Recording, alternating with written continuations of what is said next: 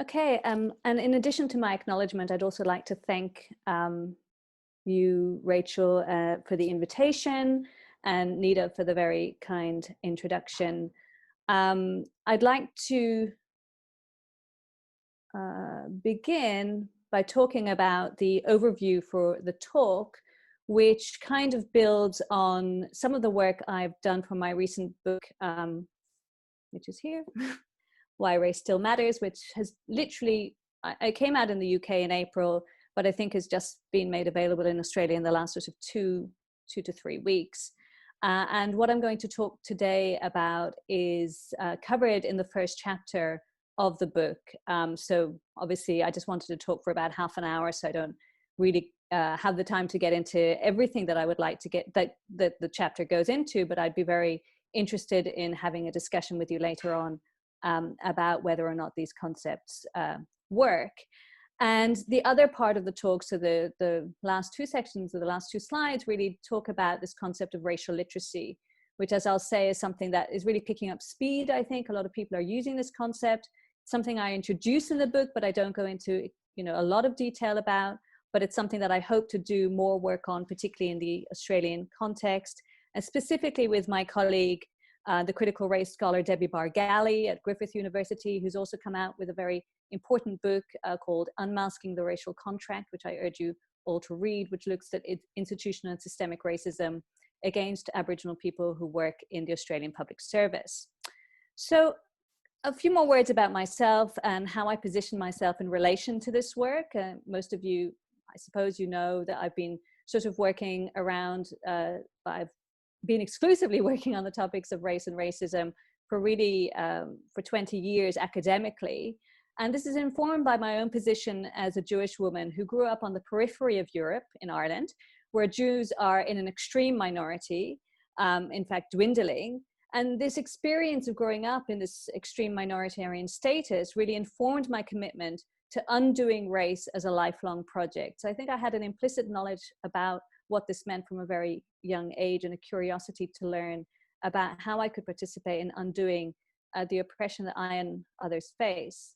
I came to the study of race through my work as an anti-racist activist, where I learned, I think, through that experience, that placing racisms on a hierarchy was a recipe for reproducing racism more than it was anything else, and really helps enable white supremacism, which has all of us as its targets.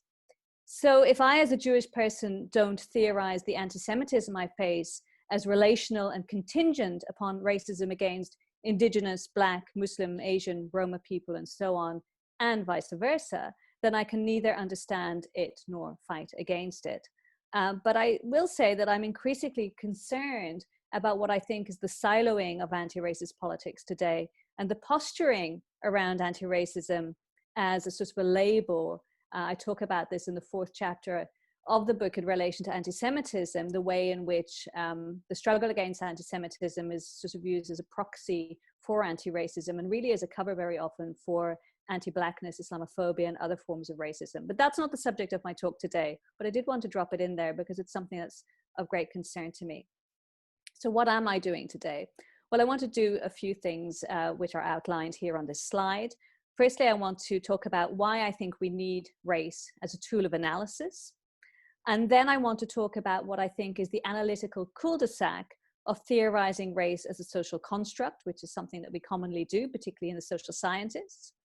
The problem related to that I want to point out briefly, and which I go into in much greater detail in the book than I have time for here, is how often the idea of social constructionism has a right wing, has potentials for being built on by the right wing. It's what the anthropologist Jason Antrosio has called a conservative gold mine. So I'll briefly explain that.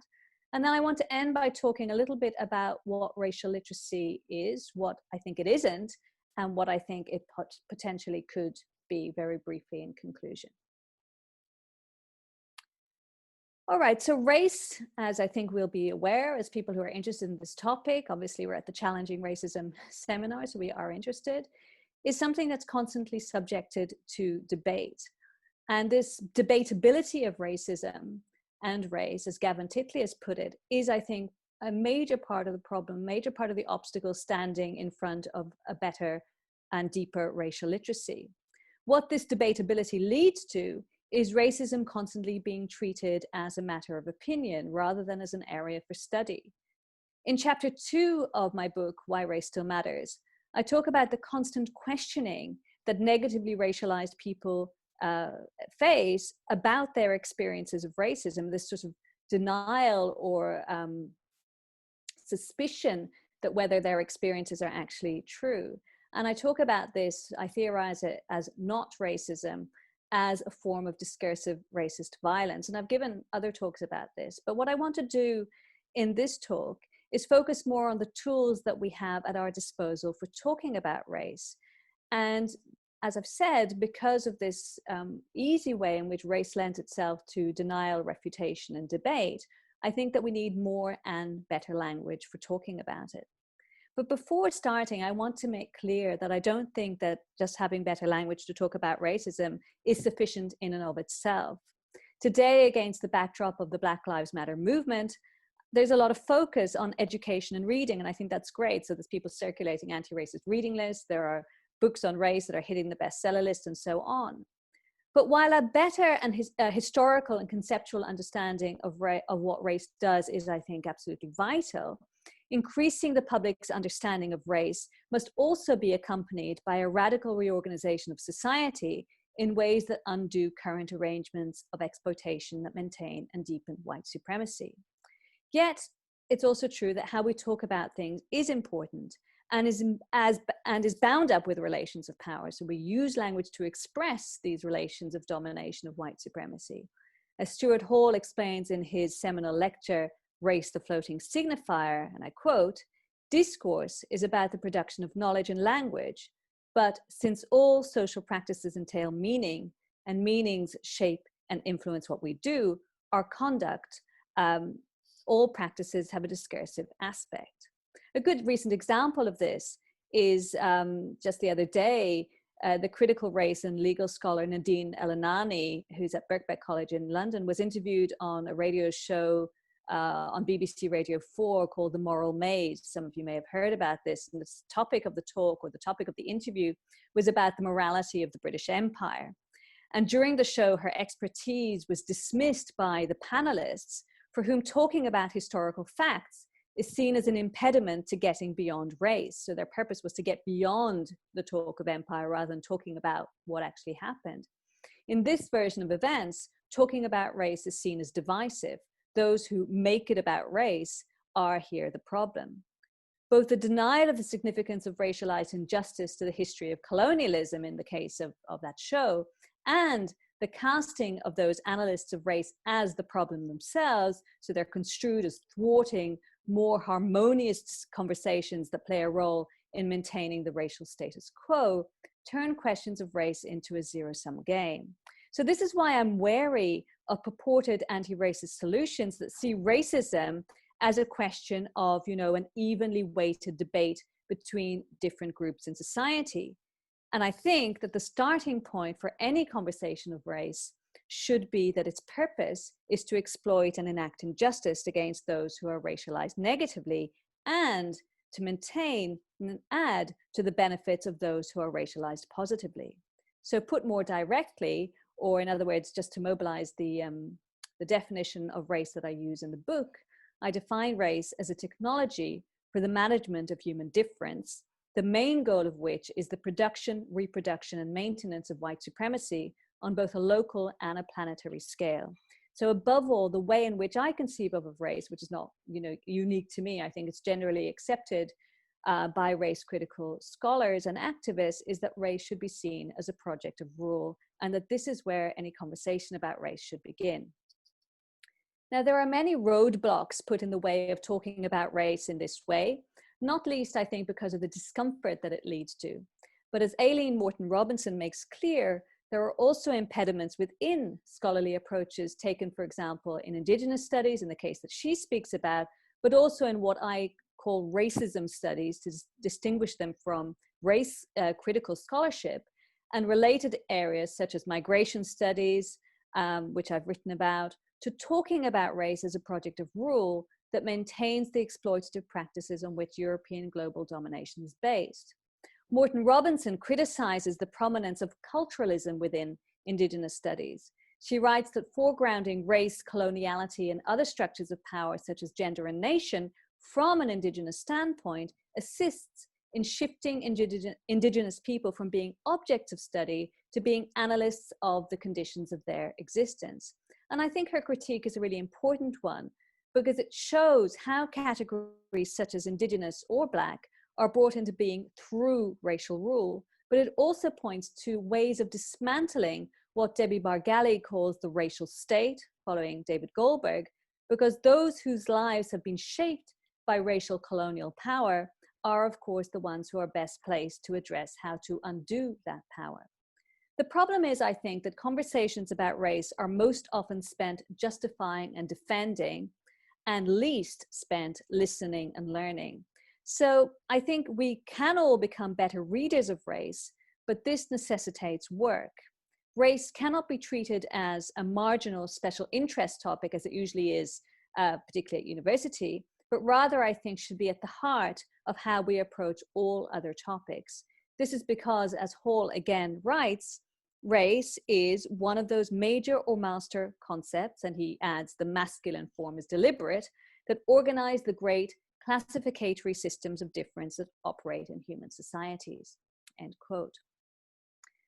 Now, if you were to say to students, or you were to ask students in the social sciences at least, to define race or to say what they thought race is, they would probably say that it is a social construct. And I'm actually pretty happy about that, because when I started teaching, I would ask students, to define race, and they tended to say it was something natural, something organic. So there's an advance, as people have understood that race is a social construct, and I think that's really important.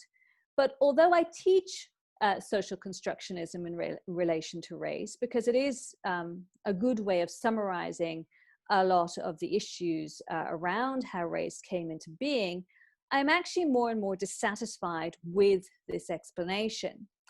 In fact, I think, and I talk about this at length in the book, the way we talk about race as social construction has very little explanatory power.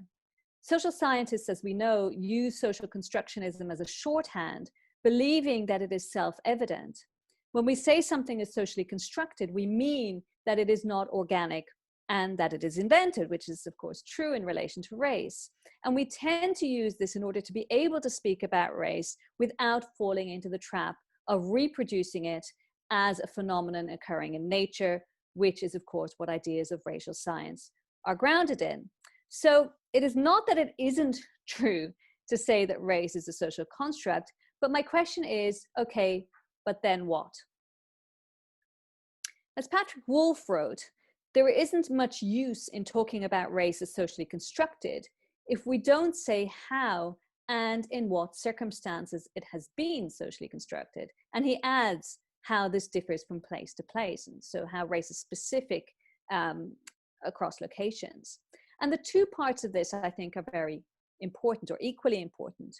On the one hand, because race hasn't been treated as a serious object of study by the mainstream of scholarship, there is little investment in showing exactly how, why, and when race was constructed, how this changes over time, adapting to particular conditions in which racial rule is enacted, and what precise effects this has had and continues to have.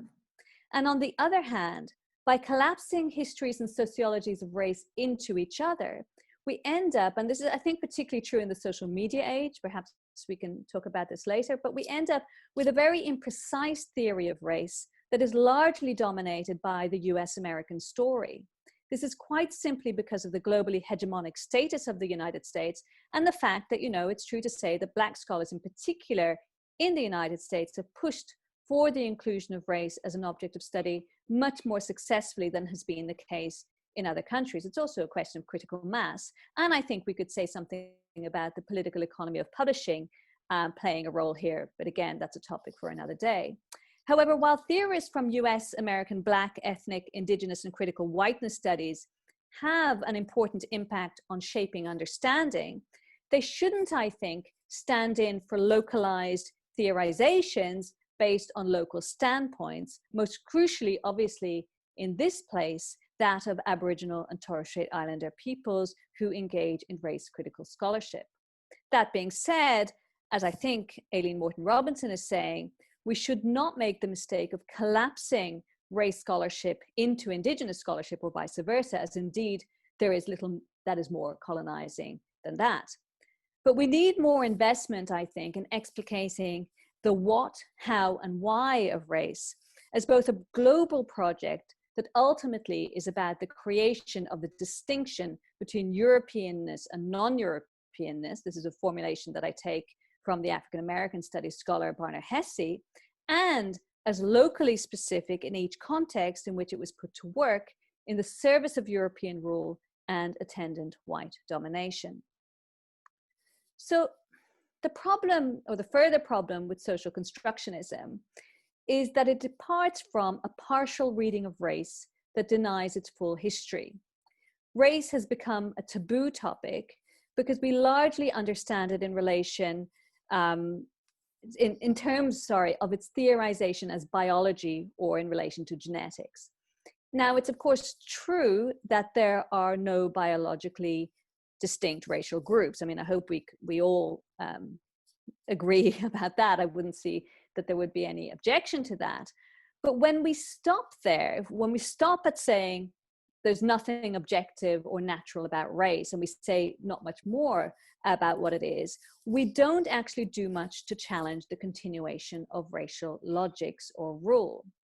So Barnard Hesse, for example, following Ian Hacking in his book, The Social Construction of What, asks, well, what are we actually saying when we say that race is a social construct? Hesse says, if you ask somebody the question, what is race the social construction of? The answer is usually, well, race is the social construction of the biological idea of race. Now, he says the problem with this is that what happens is that we end up back at the very thing that we are trying to refute. In other words, the biological idea. So to resolve the tautology that is posed by this formulation, race is a social construction of the idea of biological race, we need, he suggests, an alternative account of race that goes beyond this circular logic because, to quote him, our account of race as a social fact cannot be the same as the very thing that we are discrediting, in other words, the biological idea of race. Now, obviously, the wish to refuse the terms of race is understandable. Many, such as the great Black cultural critic Paul Gilroy, for example, wish to push for an end to the use of the terminology around race because, as Anthony Appiah wrote, there is nothing of use that race can do conceptually because it cannot escape naturalizing and fixing boundaries between groups of human beings who have been wrongly classified along a racial hierarchy. And that's fine. But the problem I have with this is that I personally, and maybe you disagree, but I find it difficult to talk about something without actually, well, talking about it. So for example, if we were to take an analogy, we might wish to challenge the gender binary, but I find it hard to do so without talking about gender. And it doesn't seem to be as much of a problem when it comes to gender. And I think the same should be true of race. We have confused, I think, using race analytically in order to think about how to deconstruct it or challenge it with being racist. And I think this is linked to the failure to disentangle the relationship between race as a word that obviously imperfectly summarizes a project of rule and racism in the ideological or attitudinal domain. The mainstream view is, as Ta-Nehisi Coates, for example, has written, that race is the child of racism, not the father. That's a quote from him.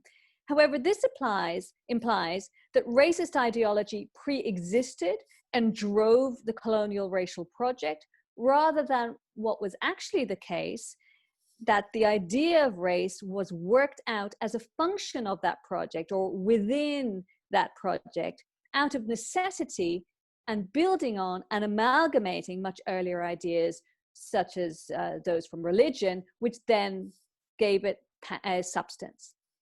As Stuart Hall again shows, race has in fact a long history that predates the 18th and 19th century obsession with racial classification and the search for what he calls the genetic code. Race passes through periods of geographical, religious, and only lastly genetic legitimation, and it most often blends a range of discourses together to justify the rule over and exploitation of the majority of the world for the enrichment of Europeans. Race then is best understood as an assemblage, to quote Alexander Wehelia, who goes on to say it's an assemblage of discourses, practices, desires, infrastructures, languages, technologies, sciences, economies, dreams, and cultural artifacts that together ensure the maintenance of political structures and institutions in ways that, as he puts it, bar non-white subjects from being considered fully human. And it's difficult, I would add, to disentangle the modern capitalist system because, of course, all capitalism, as Ruthie Wilson Gilmore has said, is racial capitalism. This is why we should be wary of arguments prevalent in the social sciences, I think, that race today is more cultural than it is biological. So this idea of a new cultural racism, which has been around for 30 years, as though this had not always been the case. Racial rule has in fact always blended discourses of nature and discourses of culture, the body, and people's ways of life, productions and performativities to make itself. This is why Wendy Chun, for example, usefully talks about race itself being a technology. And because race is inherently on such shaky grounds conceptually, its proponents always had to rely on a range of narratives to secure the power relations constructed in its name.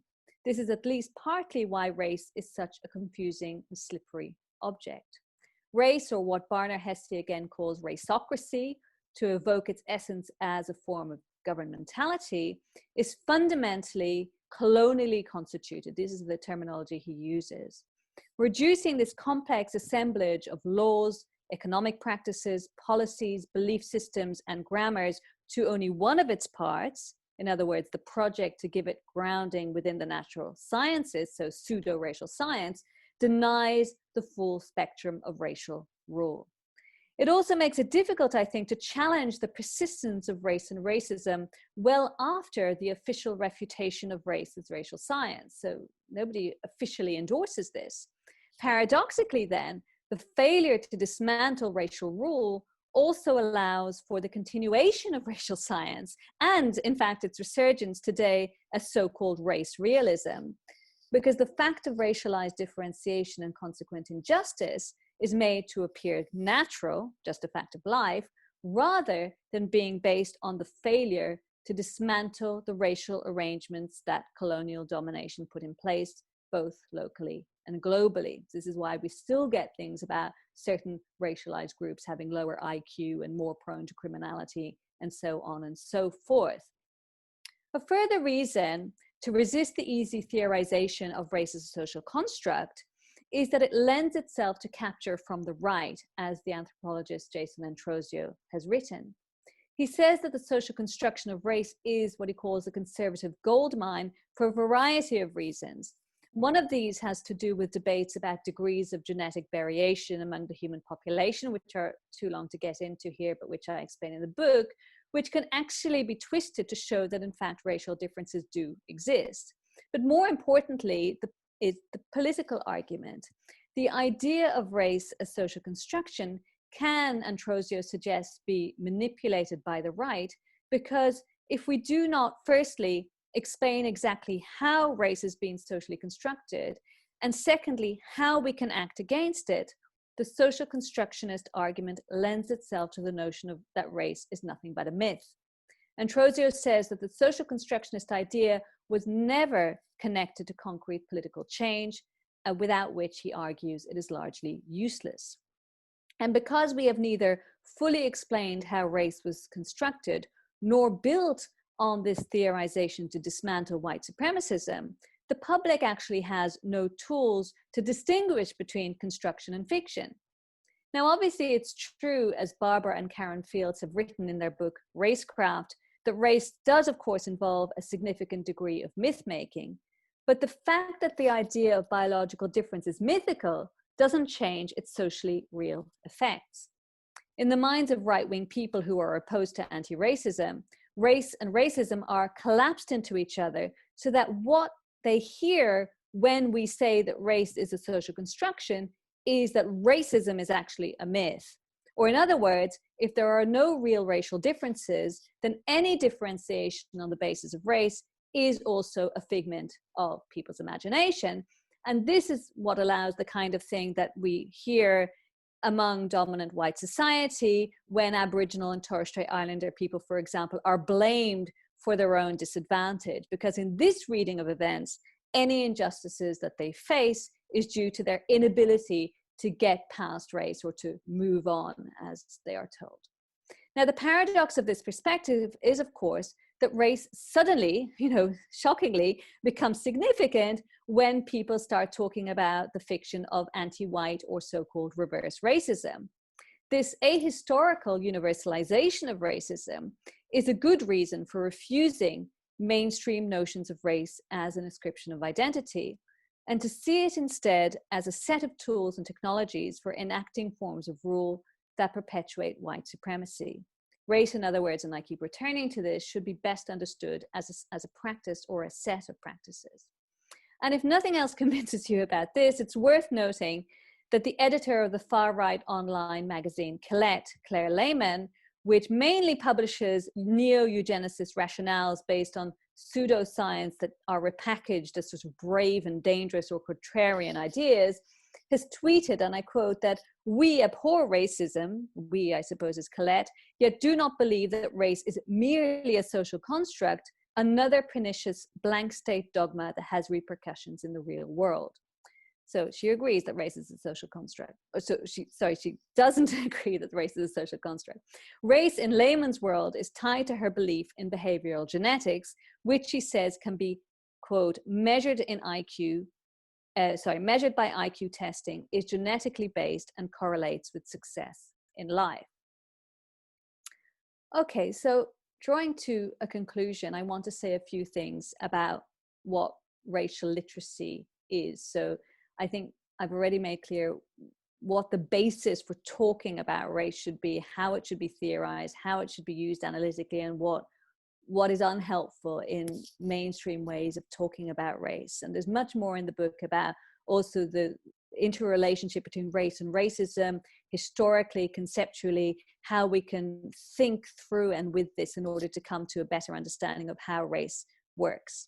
But before saying what racial literacy could look like at a time when it's a concept that's being used much more frequently, it's important to say what it isn't, or at least what I think it shouldn't be. Firstly, it's important to note that the concept of racial literacy originates with Frances Wyndham's Twine, and she applied it to specific situations involving mixed heritage families. And in an article on racial literacy in Britain, Twine proposes that it should be, and I just briefly quote from her, cultural strategies and practices designed and employed by parents to teach children of African and Caribbean heritage to detect, document, and name anti-Black racist ideologies, semiotics, and practices, to provide discursive resources that counter racism, and to provide aesthetic and material resources that valorize and strengthen their connections to the transatlantic culture of Black people in Africa, the Caribbean, and the United States. So this definition already gives us the clue that racial literacy was originally conceived as a tool of empowerment, as giving people who have been negatively racialized the tools to navigate a racist society. So I'm really wary of explanations of racial literacy that have been developed since then that oppose it to the illiteracy that is associated with ignorance. For example, in her book, which is a really good book, but the framing of it I think is problematic, the book How to Be Less Stupid About Race by the sociologist of race Crystal Fleming, she uses the trope of ignorance and stupidity to suggest that we need better racial literacy. And I think, as a rhetorical tool, it's fine. This is a book that's written for a mass readership, and it actually makes a lot of really important points about white supremacy and structural racism. So in a sense, it's a shame that the book is framed in the language of idiocy versus intelligence. Many on-paper intelligent people, as we know, perpetuate racial domination, while many on-paper uneducated people are involved in anti-racist coalition building. The philosopher of race, Charles Mills, theorized white ignorance as structural, not individual. The embedding of the idea that those who benefit from current racial arrangements do not know what race is or how it functions is a fundamental part, he argues, of how racial logics are perpetuated. In other words, he's saying white ignorance is willful ignorance. It is not that it isn't true to say that there are individual white people who aren't aware of how race works, and if they were to be made aware, that they wouldn't change their behavior or work towards anti-racism. But rather he's saying that the racial state actually requires this structural white ignorance in order to maintain racial rule. A simple way to see this is in the school and university curriculum, where not only is the history and sociology of race neglected, but often it is actively negated with propagandistic accounts that play down the severity of racism or play up the role played by Western states in undoing it. An often referred to example is, Britain's role in the abolition of slavery, which conveniently forgets its role in establishing it in the first place. The other important point I want to make briefly is that racial literacy, I don't think, should be a form of training. The great radical Ambalavana Sivanandan, founder of the Institute of Race Relations in London, spoke scathingly in the 1980s of what was then called racism awareness training events that became popular. And he said that they removed state and institutional responsibility for racism, instead turning it into a natural social phenomenon independent of material conditions or a white disease. So what he's saying, and this should be obvious to us, that racism is not a pathology, neither is it a pandemic, as we're hearing more and more commonly today. It is not by making white people cry with guilt that the structural conditions of racial rule can be overcome. So racial literacy also is not a form of self-help in the format of Robin DiAngelo's wildly successful White Fragility Manual, I think 8 weeks at the top of the bestseller list. Racial literacy is not for white people to learn how to avoid racial gaffes. It starts from the recognition that while those who are on the receiving end of racism have as a basis their experience, and that this may be what motivates them to learn about the history and sociology of race, as was the case, as I shared for myself personally, that there is nothing intrinsic to being racialized that makes you an analyst of race. To take race seriously as a subject of study means treating it like any other area of specialization, which requires dedication to learning. And as Crystal Fleming writes, there is also no ready-made solution to racism that a process of becoming more racially literate can ensure. In other words, there's no diploma at the end of all of this. So finally, what could racial literacy be? I think racial literacy should be approached as a lifelong commitment to unlearning as well as learning. It is a tool of what the Harvard Law professor Lani Guinier calls diagnosis, feedback, and assessment. And she goes on to say that racial literacy emphasizes the relationship between race and power. Racial literacy is also useless, I think, without a parallel commitment to undoing the conditions that are set in place by race. I'm particularly wary, for example, of academics, for example, in analytical philosophy, who treat race as a puzzle, arguing over concepts and terminology rather than using their skills as agents of active resistance.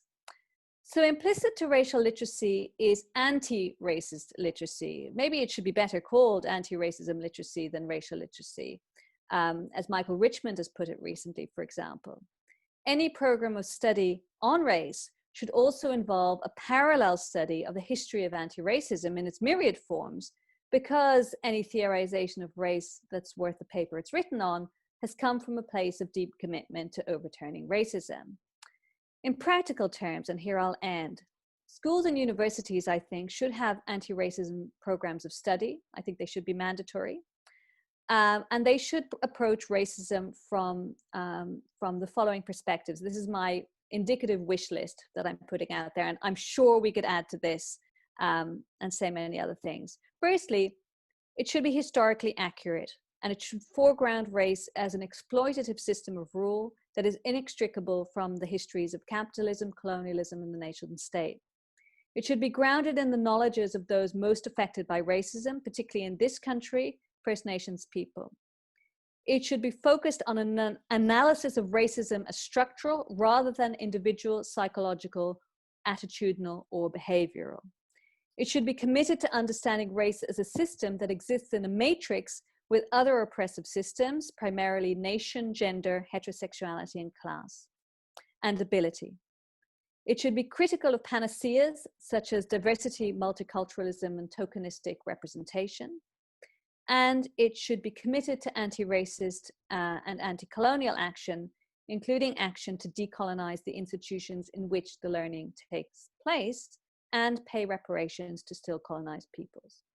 Lastly, I think we have to be careful about, as this concept of racial literacy picks up speed and becomes more popular, we should be careful that it shouldn't become metaphorical, as Eve Tuck and Wayne Yang have warned in relation to decolonization.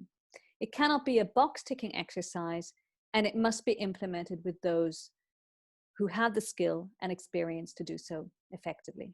Thank you. I'll leave it there.